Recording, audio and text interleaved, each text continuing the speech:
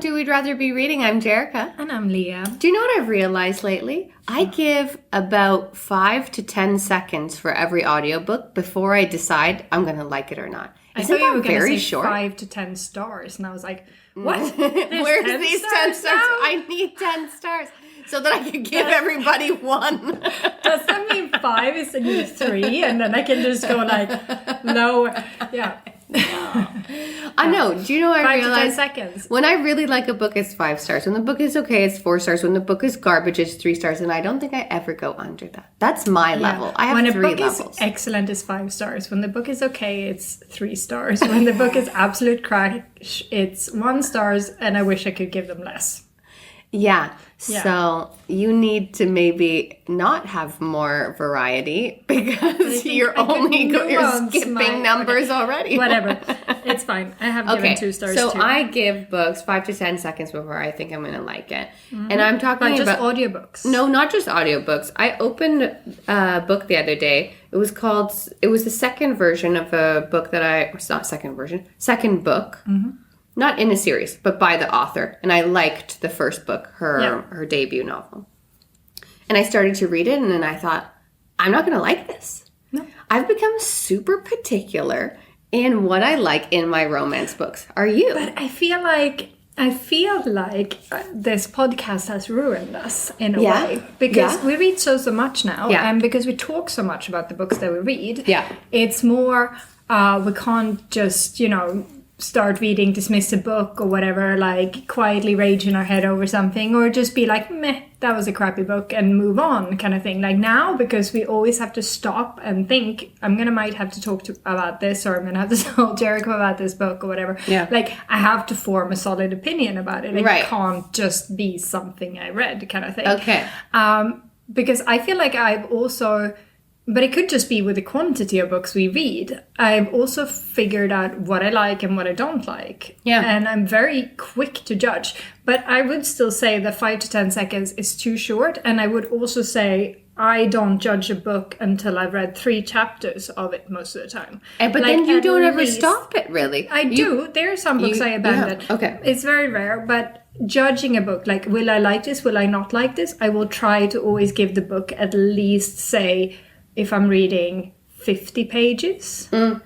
Because I find that the setting up of the story, not every author is great at the setup of the story. It can be very clunky in the beginning because they need to download the information on us. Like, who's this person? Okay, what do they look like? What's their socioeconomic situation? Where do they live? What do they like? We need to introduce some friends that we're going to care about because, well, we need to care about them because they're going to be important later on. And then we need to introduce the love interest at some point. And there's going to need to be some kind of conflict that's going to break this up. So we need to introduce the trauma or whatever issue that's going to make this conflict happen. Yeah. So there are authors that are excellent at this setup and this ramp up, and that are just, and I guess this is the difference maybe between an excellent author and an average author. Okay. I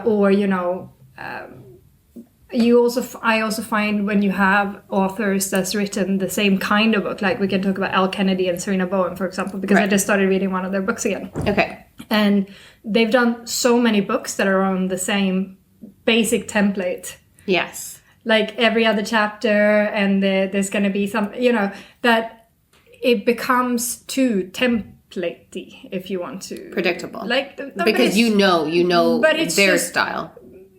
Yeah, more like it's predictable for sure, but it also becomes almost like robotic. Like this is something we have to do. We've done it like this before, so we're just going to switch some names out, switch the sport out, switch something's going to be switched out. They're going to have different color hair or eyes or whatever. But at the end of the day, we're basically reading the same story with different people in a different place, Right.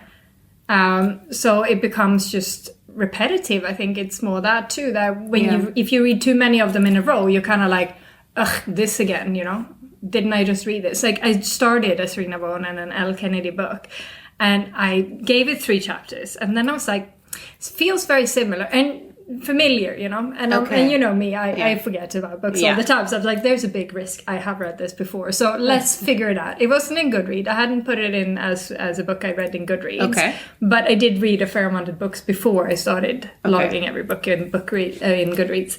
So then I went into like, because this was before I got Scribd and Storytel, so I had to go into my Apple books and I had to like search both of the authors, and like there's a ton of those books there. Let's be honest here, I do love both Ellen Kennedy and Serena Bone. But this book wasn't there. But it was so formulaic in a way, like it was so typical of the way they write their books that I felt like I had read it before. Which book was it? I'm not even done with it. I'm reading it now. It's Him. Okay. It's hockey, it's gay romance. There's a little bit of not gay romance in there as well, because one of them is actually with a girl right now. Okay. And yeah, I just love these stories. They're spicy and they're fun. I like them too. I like Elle Kennedy. I went on an Elle Kennedy rampage too. That's how I got introduced to MMF. I didn't even know that this was a style or genre of romance until I read Elle Kennedy's, and I was like, did you know these guys are in love, but they weren't fulfilled, and they needed to have a girl, and the girl was like... But I don't think I've ever read any of hers where it's more than two people, Elle Kennedy, so maybe you've gone down a different path of it. You first told me about Elle Kennedy, so I read those the college books, yeah. And then you said she has new adult books too. But those are new adults. But then the other one, she has the actual adult books where there's like firefighters and all of these people. Yeah. Yes. Yeah. But these guys are not firefighters. But anyways, I think... No, but she has all billionaire ones and all of this. Like she has she's written like a ton of books. That woman is busy. But this series is like a group of friends. Mm-hmm. And then you each follow each book is a romantic relationship. That's the college ones as well. There's like the hockey team and the college town. And then you have the ones that are from the girls, where the girl is the main character, and the ones where the guy is the main character. Right. There's different ones. And then we have the ones where... Yeah. No, I've read a lot of Elle Kennedy. I haven't read Elle Kennedy in a while, though. So... I just wanted to, because I finished Cassandra Clare, Chain of Thorns book, and I just wanted something that was not fantasy, that had no magic, like that had no demons and angels and that kind of stuff. I just wanted like a romance book. So I read that A Sweet Filthy Boy, which you warned me away from. You read it? I'm halfway through. I'm actually liking it. What? Yeah. Right. But how? I think what I like about it is... I gave it 3 stars, which means I really didn't like it. It's Christina Lauren. Yeah. Sweet Filthy Boy. And what I think I do like about it is that it's... it's this girl that's graduating college. She used to be a dancer. She had an accident. She had to give up her whole future. Like, she wanted to be a ballerina, but she can never dance again. So she's got to go to business school. At the graduation of college, they... go to Vegas, her and her 2 best friends, and they all end up getting married to these 3 boys that they live in the suite next door to them. Yeah. And then 2 of them immediately decide to get their annulment sorted because, well, this was a bad idea and you should never marry someone you just met in Vegas. Yeah. You should marry someone you already know and then go to Vegas to get married, like I did with my husband. Okay. But you should not marry someone you just met the day before. But then as she's very drunk and the marriage is happening and they're having crazy sex this whole night, she remembers none of it when she wakes up because she's like blackout drunk. But she wrote a letter to herself basically saying, you like this guy, like he understands you. You have not felt your traumas. You have not, he stutters. You have not done any of that. You've been open. You've shared about yourself. Like you have a real connection with this guy, like give him a chance. She writes to herself and then she ends up going to Paris with him because he's French. And on the plane... They met each other like twice at this point. They've had slept together twice. And then she joins him like last minute on the plane. He's really afraid of flying. So he's already taken like sleeping pills to help him sleep. And then on the plane, she gets a stomach bug, ends up throwing up the entire flight, gets a period on this plane. And he has to like, in his drugged haze, try to figure out how to get her a tampon to stem the flow. She's throwing up all over the place. She's out with a really high fever and vomiting for like the first 3 days in Paris.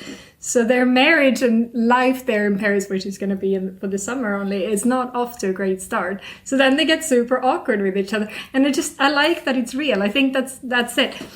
Is that real? But it is real in the sense of if you met someone in Vegas and you decided to get married and then on a whim decide to go to a different fucking country with this person you're now married to, you get sick on the way there and he has to take care of you while you're continuously vomiting all over his stuff, his furniture, his bed, everything. Yeah. And then when you're finally better, it's not going to be like, yay, let's do sexy time. And, you know, romance and romantic bliss, you know. It's going to be, we don't know each other. And you just told me at my absolute worst. And now I feel super fucking awkward. I don't know what I'm doing here. Should have probably not come. We're also married, so we're going to have to deal with this shit. And everything's now super awkward. Yeah. So I think that's what I like about it, the fact that it's real. Like, it doesn't just gloss over all that stuff and go into them having, like, hot sex or anything like that. Like, now, at this point, she's fucking awkward. She can't get off. She's too much in her head. She's, like, cannot relax properly. Like, she's... And then she decides to do role play to get back into the feel of what it was like to just, you know, be someone else and just not have to think about what your actual reality is, which is you're with this person you barely know in Paris and you've been sick and everything's now very awkward. I think that I've read too many of those books, you know, like where it goes in that exact same thing. They get married in Vegas and then either the annulment doesn't go through or they decide to make a go of it anyways, and things get awkward, or they don't see each other for like months or something like that, and then they meet back again, and then everything gets like back on like a communicative term, and then they decide to stay together. I've read too many of them. Yeah, but I think this is what I wanted to talk about on this episode is romance and romantic books, because we do like very different things in our romance, and this is becoming clearer and clearer, I think, as the more we read. Like, my favorite romance books have struggles and harsh reality, which is like where not everyone's super hot and not everyone's falling all over themselves to be together and not everyone's working out and you move to a new town and immediately the cool people become your best friends and they just adopt you into there and everyone's in love with you and everyone's super hot and, you know, and you get a free little chalet from the hot guy's grandma, you know, like... But, you know, and things we never got over. Yeah. Which is, like, the kind of books that annoy the crap out of me, where everyone's just cool and nice and supportive of everything you do. And, yeah, there's some issues where he's going to have to get over himself and realize that he needs to be in this relationship. But at the end of the day, it's, you know, everything's on track and it all works out and it's great. And you take over an 11-year-old and there's no issues or trauma with that whatsoever. This girl's just fine with being with you. You know, whereas I like more of Katie Coutugno, those kind of romance where...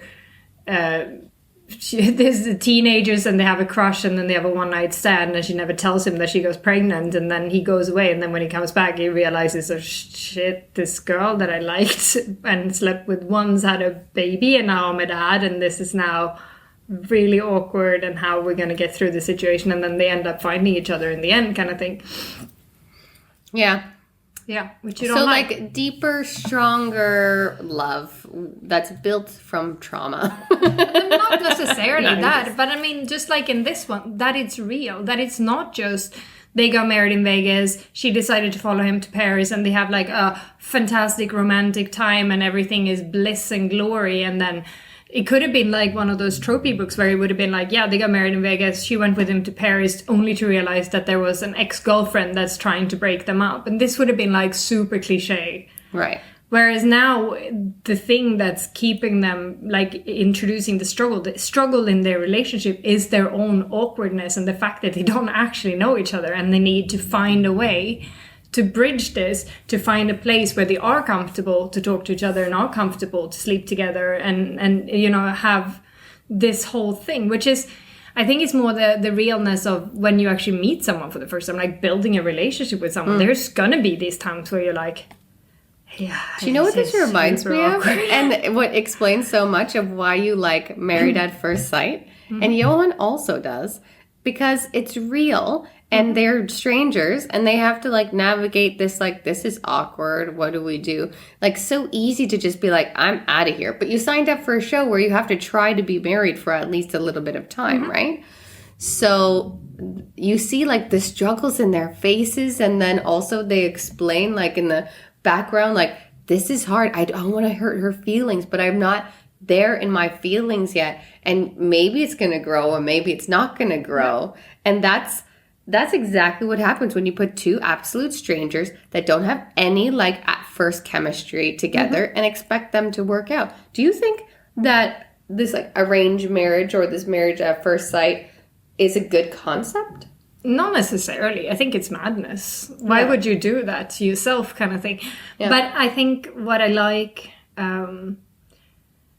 I think I don't like it when books that are pretending to be real are not real. And I think that's like, I don't mind reading fantasy where there's vampires and werewolves. Or I do mind vampires. We all know I mind vampires. But you know, witches and demons and angels. I'm over vampires. And all of these things. Yeah. Like, I don't mind reading these books because the whole premise is that this is fantastical elements and this is not real life. It's not true. And there might be real struggles in there, here and there. You know, dropped in like little treasures of, you know, yeah, he cheated on me and now I'm upset. This is an actual real life thing, kind of thing. Yeah. But when you have romance books that's like the fantasy of meeting your dream man or whatever, and it's just easy and it's just glossy and you never have an awkward time and conversation always flows and they always have orgasms immediately at first touch, and you know, like it's just, you're presenting this as a fantasy romance, but it's not a fantasy romance. You're presenting it as a romantic novel and something we should as women aspire towards, because this is fully fucking marketed at us, you know? Yeah. And it's not real. And I guess I just prefer it when there's reality in there, where there's gonna be awkward times and people are gonna overcome, because I feel like that's more aspirational to me, that to see other people actual hit real problem and overcome and come out stronger at the end, than moving to a small town, figuring out your evil twin has dropped her 11-year-old with you and stole your car and all your money, and now the town rich guy who is also a barber and owns the bar falls madly in love with you. He's a crump, of course. And then his brother, the extremely hot chief of police, is also in love with you. And you get the free house from their grandma. And you get the job at the bar, even though he's upset with you working there because the t-shirt is a bit revealing on your boobs. You know, like... I love it. So here's the thing about me with romance books, and I have this... And this book, by the way, is All the Things We Never Got Over by Lucy Score, which was a piece of shit book. It was actually amazing. I loved it. I gave it 5 stars. 1 star. 1 star. That is crazy that you gave it 1 star. I don't think I gave it 1 star. I don't know. I'm going to have to look it up. It doesn't... I mean... That book is so popular because it is fun. Okay, and because it's crazy. So this is what I think. There are people who read romance books that want to have this like deep love angst in it, and then this like overcoming trauma or overcoming like this real life reality, something happens. And also those people tend to like historical romances and things that like bring real life into novels also. Mm-hmm. Whether current or 3 stars. Past. Okay. Thanks for that. Oh, you're welcome. You're welcome. You're a 1, 3, or a 5, right? Anyways, and then there are people who read romance books that want like all the fluff because it's like an escape, like a fun escape. I have this book that I really love that you thought was a piece of shit, and it's called That Guy.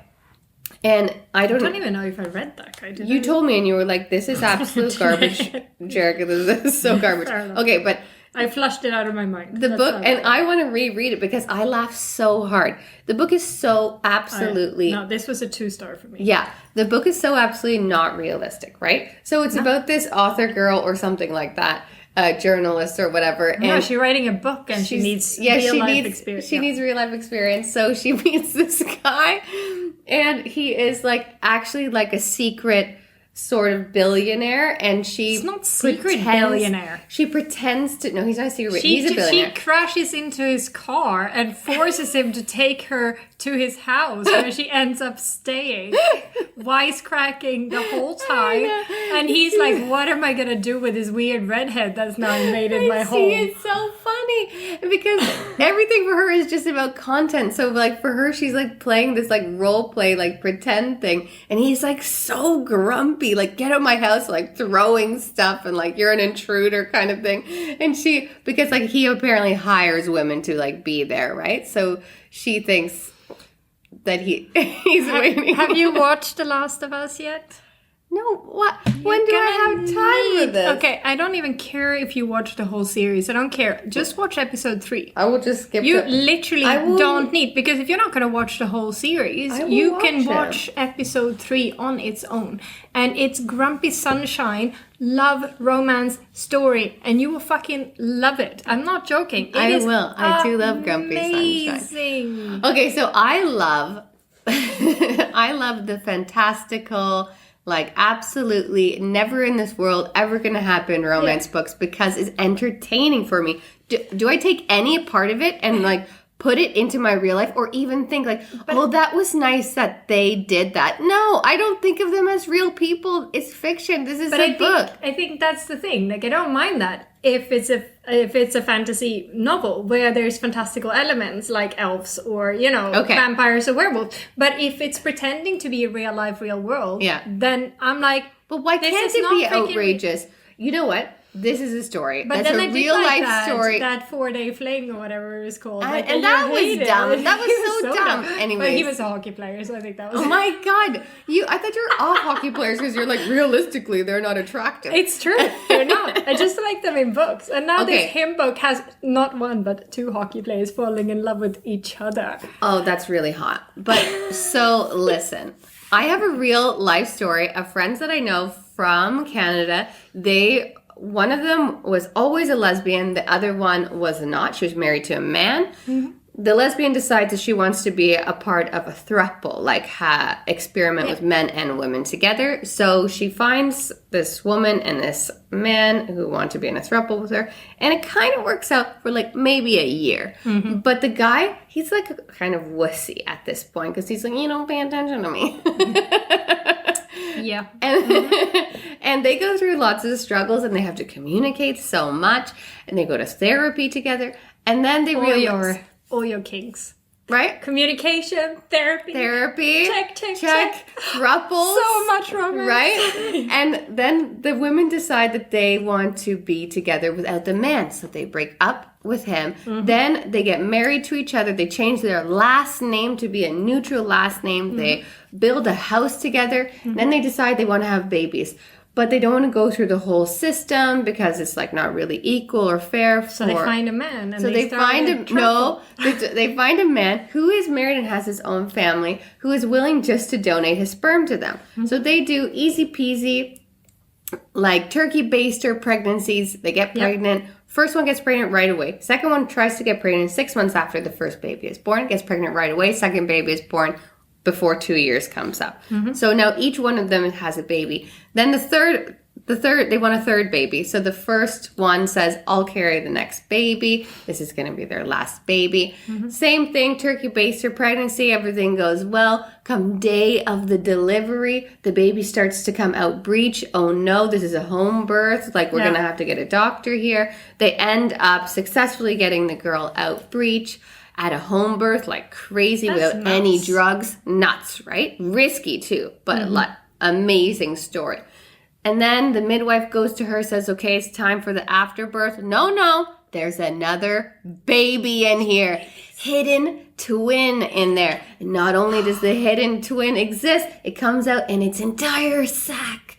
The water didn't even break. So this whole baby sack. Second baby comes out, another girl. They're not even sure if they're identical or if they're paternal, even at this stage. They pop the sack, the baby comes out. You would assume. I don't know. Anyways, they pop the sack, baby is healthy. Now they have 4 kids. Too many kids.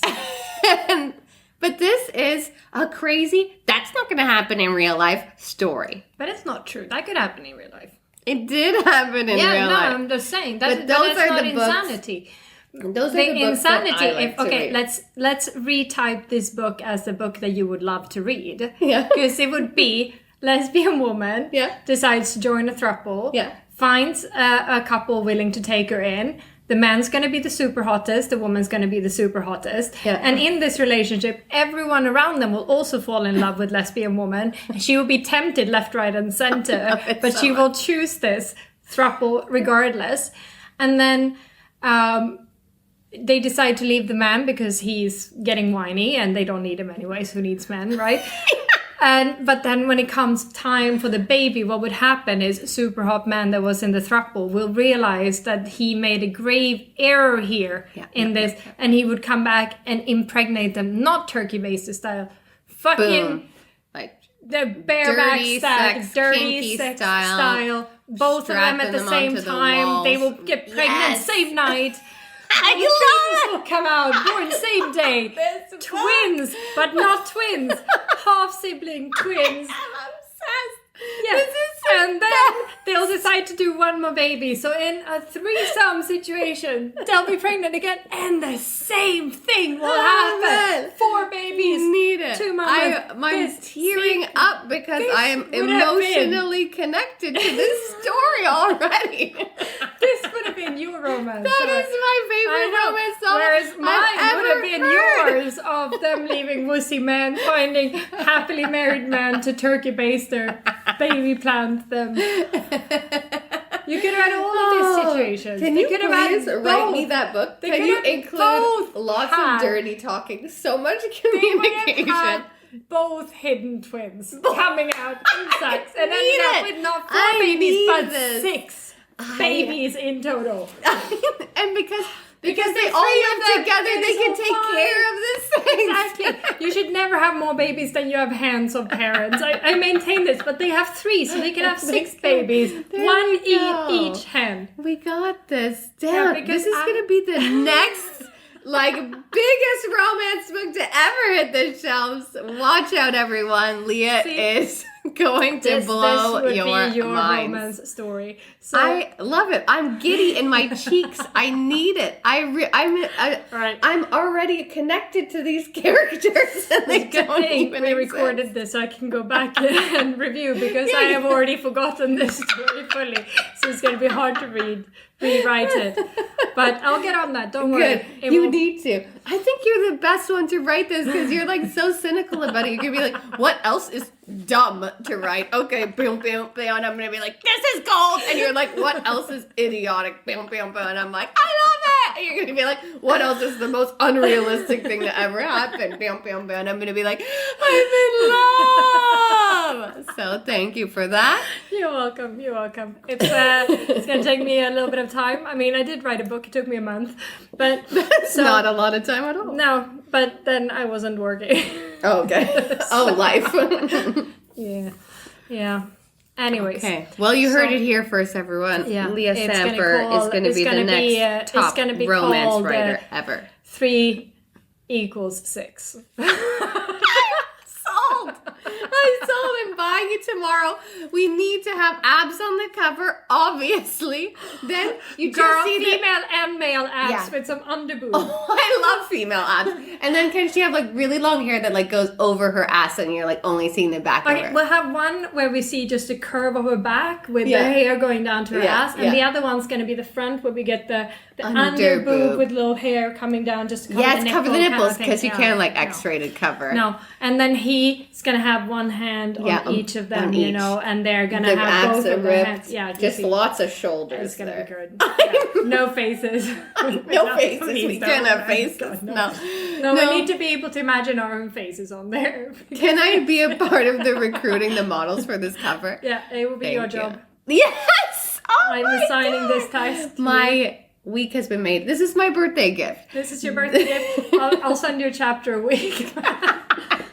I need it. I need it. Talking about chapter a week, you made me read this book called Quickies. That's by literally every Which I haven't even started author. yet. And let me tell you, these stories are quick. They're super, super short. They're like 5-minute stories. And the majority of them are all monologues. And I just can't with this. I need to have dual perspectives. I need to have people communicating. You can't monologue me a romance story. I'm not into it. This is why you didn't like The Ideal Me, because the whole book is a monologue. Yes, can't do it. I can't do monologues. Like, whereas this will be right up my alley. You will love it. So 5 stars. In their heads, they're thinking this, and I get to be a part of it. And it's gonna oh my God, the first one is a voicemail, and do you know I have so many problems with it because who leaves that long of a voicemail? How so long many was it? times. It's 5 minutes long, at least. Yeah, the no, story. that would have cut off. It's There's at no least way.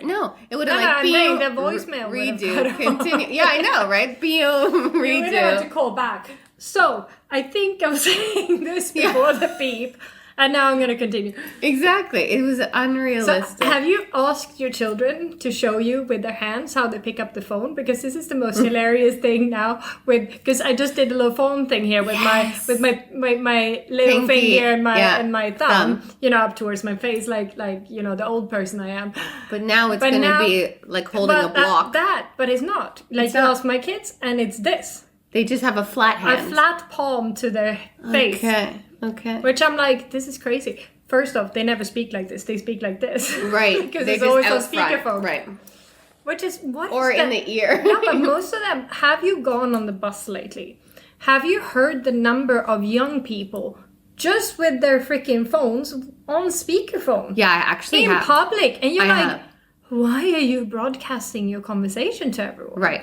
Do you know, my mom was sitting with her best friend the other day at lunch, and I called them. And my mom has, like, no discretion for being in public or real respect or care for anyone else around her. Fair enough. So she puts me on video, speakerphone, of course, in the middle of the table. And I start to talk to them, and then the best friend tells me this and that, and I tell the best friend this and that. And then the best friend says, I'm feeling a little awkward, to be honest, that we're having this conversation with you out in public. And my mom is like, oh, why? And after that conversation, I was like, okay, bye. I thought to myself, but is it strange for me to have been there on speakerphone video or just there in real life? But I think if you're there in real life, I think the difference and what makes it a bit awkward is that if you're there in real life, you can actually look around and go like, do I want to tell the people that are around me what I'm about to say? Whereas if you're on video phone, you literally see just straight in front of you, which happens to be the person you're talking to most of the time, or the floor, the ceiling if you're talking to my mom. Yeah, my mom just half of the face. Yeah. I see half the like eye the and the ear. Or the ceiling. And the back of the room. Yeah. So when Raven saw her, my baby saw her for the first time, she's like, I'm like, there's Grandma, but you only know what her ear looks like. So just focus on that. Yeah. But I think that's it. That's the difference. And that's what makes it a bit awkward, that we can't judge for ourselves. Are we okay with this conversation? Anyways, I'm okay with this conversation. And next time we record, we should actually read something together. Because we are terrible. Maybe quickies. We'll talk about quickies next time. Okay. All right. Until then, happy reading. Happy reading. And, bye. Bye. We'd Rather Be Reading is an original podcast by Jerrica and Leah Sanford. The music for The Penguins, written and performed by David Allred from the album The Transition, courtesy of Erased Tapes. Please check him out on Spotify and check us out on social media. We're on Facebook and Instagram at We'd Rather Be Reading and on Twitter at We'd Rather Read. You can also email us at we'dratherbereadingthepod@gmail.com. Thanks for listening.